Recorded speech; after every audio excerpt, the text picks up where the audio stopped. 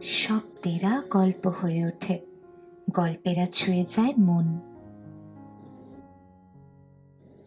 আমি মৌমিতা, ঔপন্যাসিক গল্প কথাতে তোমাদের স্বাগত। আজ তোমাদের জন্য নিয়ে এসেছি বনফুলের লেখা তিলোত্তমা। শোনো এক নতুন গল্পের কথা।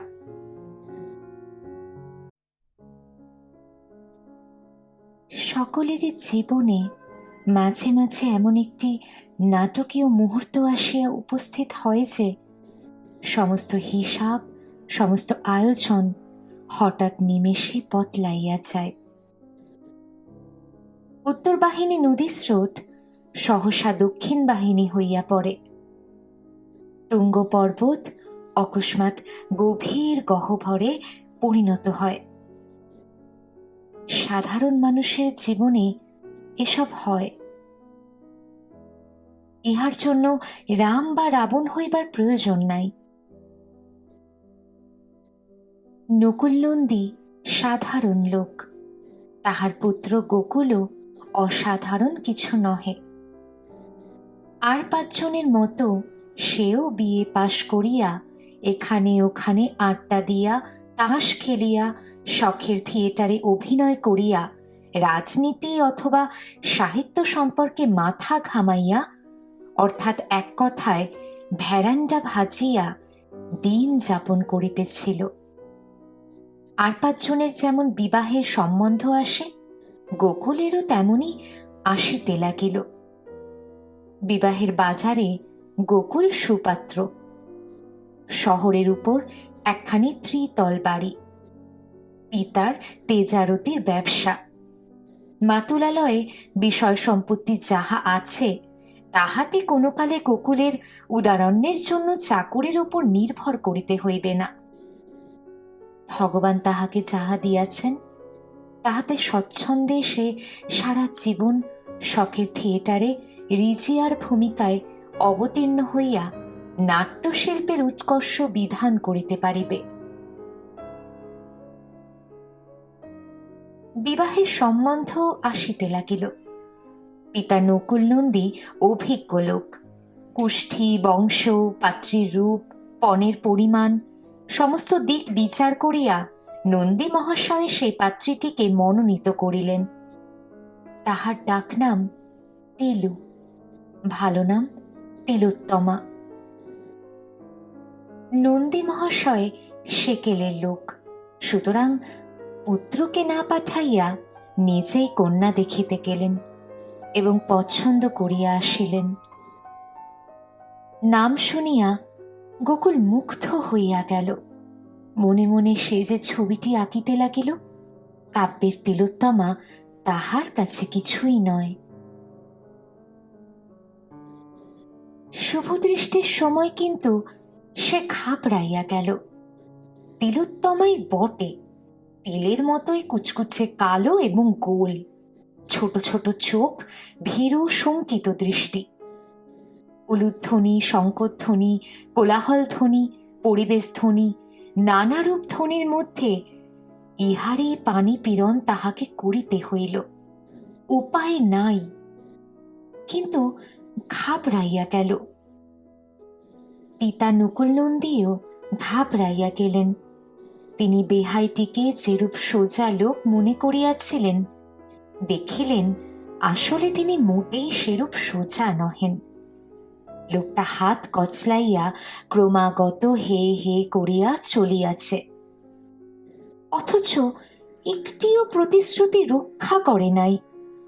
নগদ 500 টাকা পণ কম দিয়াছে, বলিতেছে এখন সব জুটাইতে পারা গেল না, বাকি টাকা পরে পরিশোধ করিয়া দিব। দানপত্র যাহা দিয়াছে অত্যন্ত খেলো। ছেলির রং উঠিয়া যাইতেছে, রিস্ট ওয়াচ নাই। কলিকাতায় নাকি অর্ডার দেওয়া হইয়াছে, এখনো আসিয়া পৌঁছায় নাই। আংটিটা সোনার কিনা কে জানে, দেখিতে তো পিতলের মতো। তিনি শেষে একটা ভরিবাছের সহিতে কুটুম্বিতা করিয়া বসিলেন নাকি? তখনও তিনি যাহা যাহা দাবি করিয়াছিলেন, লোকটা তাহাতেই রাজি হইয়া হাত কচলাইতে কচলাইতে ঘাড় নাড়িয়াছিল। দাবি অবশ্য তিনি একটু বেশি করিয়াছিলেন, কিন্তু বেশি টাকা না পাইলে ওই কুৎসিত হাদামুখ মোটা মেয়েটাকে পুত্রবধূরূপে বরণ করিয়া লইবেন বা কেন তিনি? সব জিনিসেরই তো একটা হিসেব আছে। কিন্তু এ কি কাণ্ড! ওই অতি বিনয়ী লোকটার নিকট এই ব্যবহার কে প্রত্যাশা করিয়াছিল? বাড়িতেও যৎপরণাস্তি গাল খাইতে হইল। গোকুলের মা উচ্চ কণ্ঠে এই কথাই বারবার বিঘোষিত করিতে লাগিল যে নকুলের ভীমরতি ধরিয়াছে। তাহা না হইলে কেহ সজ্ঞানে নিজ পুত্রের জন্য ওই পেতনিকে বউ করিয়া আনিতে পারে? ছি ছি ছি ছি! নকুল মিথ্যে কথা বলিয়া রেহাই পাইলেন। ও মেয়ে আমাকে দেখায়নি। আমি যে মেয়ে দেখেছিলাম তার টকটকে রং, এক পিঠ চুল, দিব্যি চোখ মুখ, গোল গোল গড়ন। চোর চোর জোর চোর, ধরি ব্যাচ বেটা। ছেলের আমি আবার বিয়ে দেব। সকলে ইহাতে সায় দিল, এমনকি গোকুল পর্যন্ত। তিলোত্তমার সহিত আলাপ হল বই কি। একটা জিনিস গোকুল লক্ষ্য না করিয়া পারিল না। তিলু ভারী ভালো মানুষ। মুক্তকেশী বেগুনের মতো তাহার মুখখানি ভালো মানুষই যেন মাখানো। লাজুকও খুব। অনেক সাধ্য সাধনা করিয়া তবে তাহার সহিত আলাপ করিতে হইয়াছে। আলাপ করিয়া সে অবাক হইয়া গিয়াছে।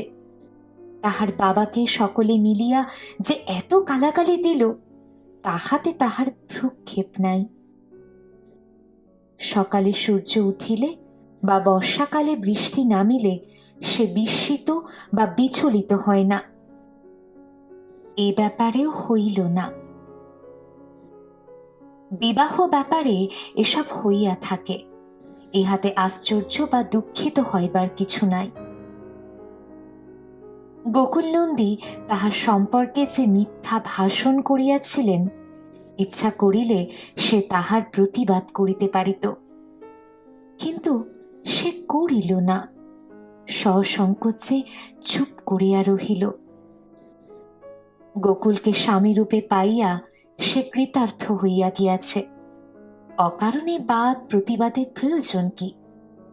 সে প্রতি মুহূর্তেই অনুভব করিতেছে সে গোকুলের অনুপযুক্ত।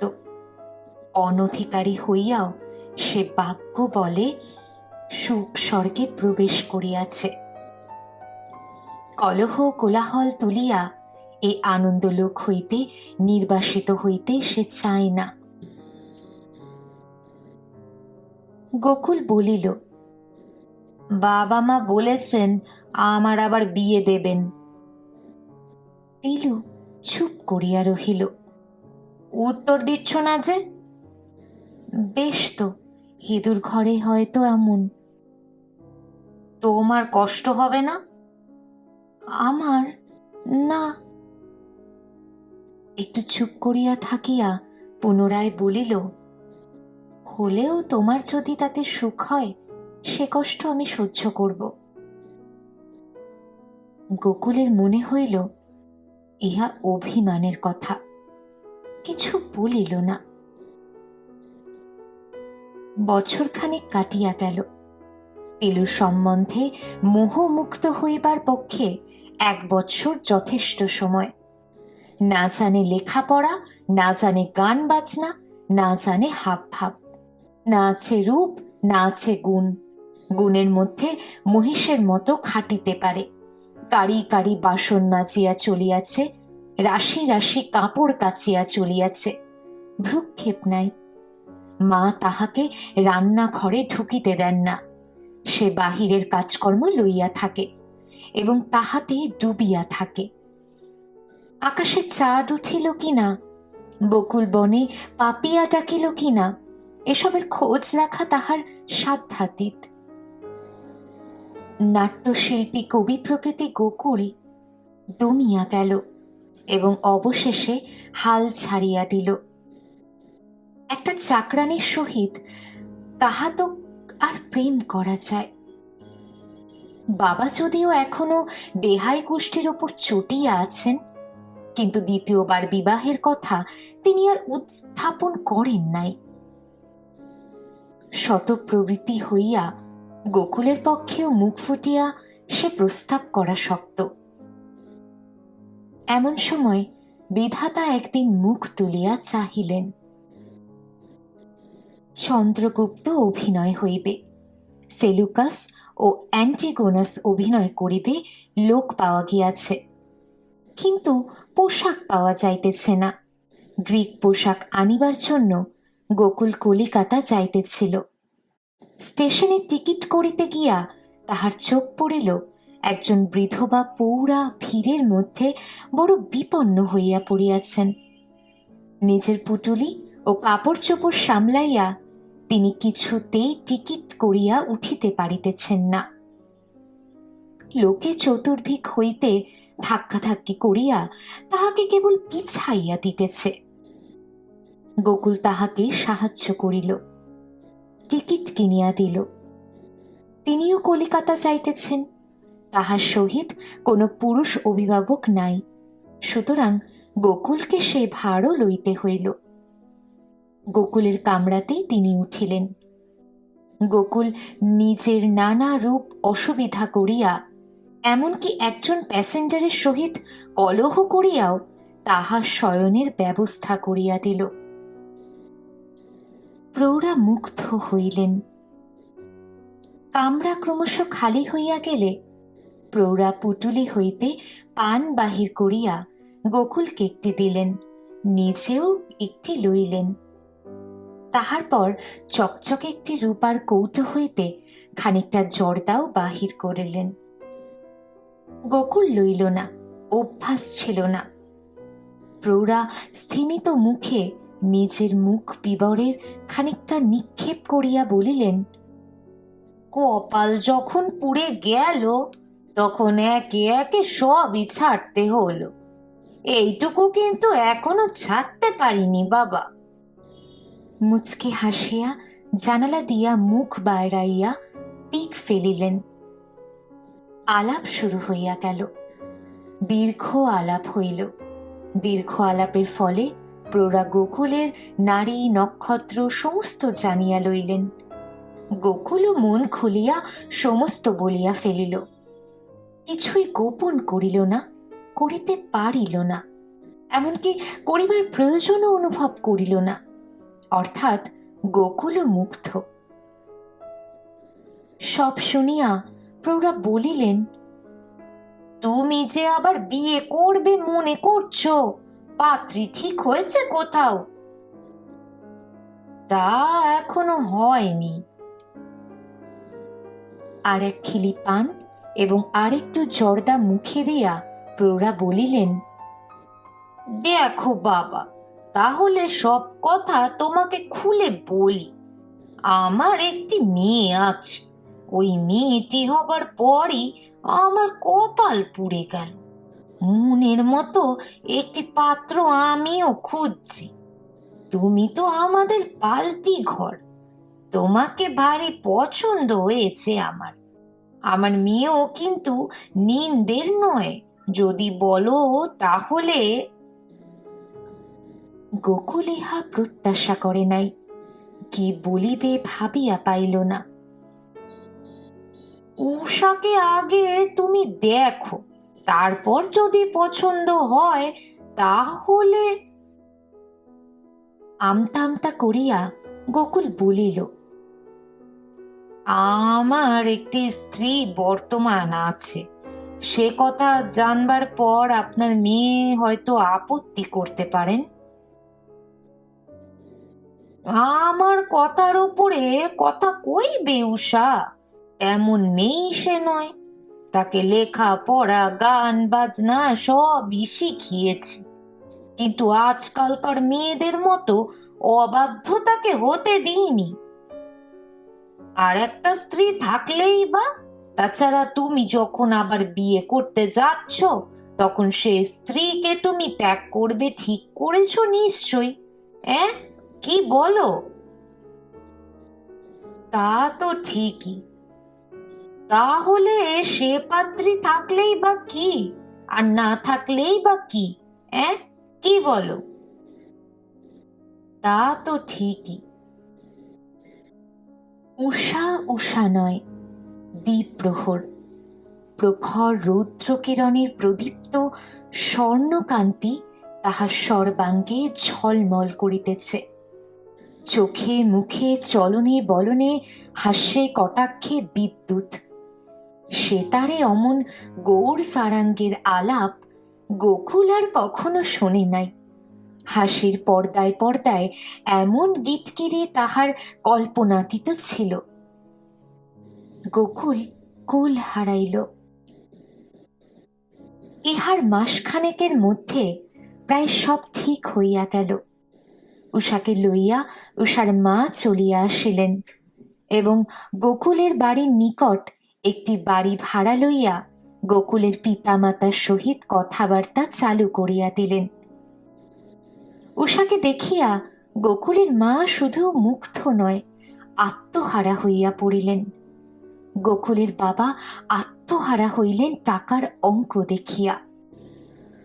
ইহার সহিত বিবাহ ঘটাইতে পারিলে নগদ 10,000 টাকা, প্রচুর গহনাপত্র এবং ছোটখাটো একটি জমিদারি ঘরে আসিবে। উষার মায়ের নামে একটি কলঙ্ক নাকি আছে, যাহার জন্যই নাকি তাহার মেয়ের বিবাহ হইতেছে না। তাহা অবগত হইয়াও গোকুল নন্দী বিচলিত হইল না। শুধু যে সেটা উপেক্ষা করিলেন তাহা নয়, বাড়ির ওপর কাহাকেও জানিতে পর্যন্ত দিলেন না, পাছে বিবাহটা ভাঙিয়া যায়। যৌবনকালে অমন পদস্খলন 2-1 সকলেরই হয়, উহা লইয়া মাথা খামাইবার প্রয়োজন নাই, ইহাই তাহার যুক্তি। উষা একটি শর্ত করিল এবং সে শর্তেও গোকুলের মা বাবা সকলে রাজি হইলেন। বিবাহের পরই তিলোত্তমাকে জন্মের মতো বাপের বাড়ি পাঠাইয়া দিতে হইবে। রাত্রি দ্বীপ্রহর, বিনিদ্র নয়নে গোকুল একা বিছানায় জাগিয়া আছে। কাল সকালে উষার মা তাহাকে আশীর্বাদ করিবেন। কই, তিলোত্তমা তো এখনো আসিল না। এত কাণ্ড হইয়া গেল, তিলোত্তমা একটি কথাও বলে নাই। তাহাকে একবার জিজ্ঞাসা করা কর্তব্য। গোকুল এপাশ ওপাশ করিতে লাগিল। সমস্ত কাজ সারিয়া তিলোত্তমা অনেক রাত্রে শুইতে আসে, খুব ভোরে আবার উঠিয়া যায়। তাহার দেখা পাওয়াই শক্ত। গত 20-25 দিনের মধ্যে একবারও তাহার সহিত নির্জনে দেখা হয় নাই। এই সম্বন্ধে কোনো আলোচনাই হয় নাই। একবার জিজ্ঞাসা করা উচিত বই কি। গোকুল প্রতীক্ষা করিতে লাগিল। হঠাৎ গোকুলের ঘুম ভাঙিল। দেখিল তিলোত্তমা সসংকোচে উঠিয়া যাইতেছে। ভোর হইয়া গিয়াছে। শোনো শোনো। কি? আজ আশীর্বাদ মনে আছে তো? আছে। দেখো, তোমার আপত্তি নেই তো? না। বিয়ের পরই তোমাকে বাপের বাড়ি পাঠিয়ে দিতে বলেছে, শুনেছ সে কথা? শুনেছি, তাই যাব। তুমি 1-8 বার যাও যদি দয়া করে, তাতেই আমার যথেষ্ট হবে। আমি চাই, আমার অনেক কাজ পড়ে আছে। চলিয়া গেল। গোকুল কিছুক্ষণ গুম হইয়া শুইয়া রহিল। তাহার পর উঠিয়া বসিল। তাহার পর বিছানা হইতে নামিয়া জানালার নিকট গিয়া দাঁড়াইল। দেখিল তিলোত্তমা ছাই কাদায় বসিয়া বাসন মাজিতেছে। আশীর্বাদের সাজ সরঞ্জাম লইয়া উষার মা আসিলেন। প্রচুর সাজ সরঞ্জাম, প্রকাণ্ড একটা ফুলের মালাও সঙ্গে আনিয়াছিলেন। মুচকি হাসিয়া বলিলেন, হ্যাঁ, উষা সারা রাত ধরিয়া নিজের হাতে মালাটি গাঁথিয়াছে। গোকুল স্নান করিয়া আসিল, কার্পেটের আসন পাতা হইল। মালা পরিয়া গোকুল আসনে বসিতে যাইবে, এমন সময় গোকুলের মা বলিলেন, শাঁখটা বাজায় কে? আমার ঠোঁটের ঠিক মাঝখানে একটা ব্রণ হয়েছে আবার। ও বৌমা, কোথায় গেলে তুমি? শাঁখটা বাজাও। শাঁখটা হাতে লইয়া সসংকোচে তিলোত্তমা দ্বার প্রান্তে আসিয়া দাঁড়াইল। শাঁখটা বাজিয়া উঠিতেই গোকুলের পায়ের নখ হইতে মাথার চুল পর্যন্ত যেন একটা বিদ্যুৎ শিহরণ বহিয়া গেল। আকস্মিক বজ্রাঘাতে সমস্ত চূর্ণ বিচূর্ণ হইয়া গেল যেন। আমাকে মাপ করবেন। দুই হাতে মালাটা ছিঁড়িয়া ফেলিয়া সে দ্রুত পদে উপরে উঠিয়া গেল।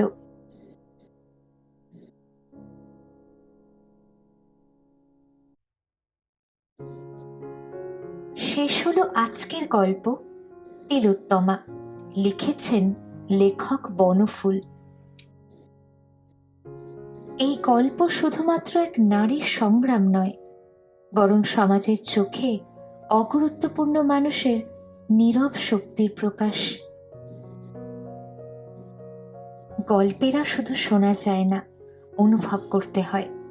আর সেই অনুভূতি তোমাদের সঙ্গে ভাগ করে নিতে আমি আছি ঔপন্যাসিক গল্প কথাতে। এই গল্প যদি তোমাকে ছুঁয়ে যায়, একটা লাইক দিও, কমেন্টে তোমার মতামত জানাও, আর প্রিয়জনদের সঙ্গে শেয়ার করো। সাবস্ক্রাইব করে বেল আইকন অন করো, যেন পরের গল্পের প্রথম শ্রোতা তুমিই হও। আজকের মতো এখানেই শেষ, কিন্তু গল্পেরা তো শেষ হয় না, তারা নতুন করে জন্ম নেয় প্রতিবার। তাই আবার দেখা হবে নতুন গল্পে। ধন্যবাদ।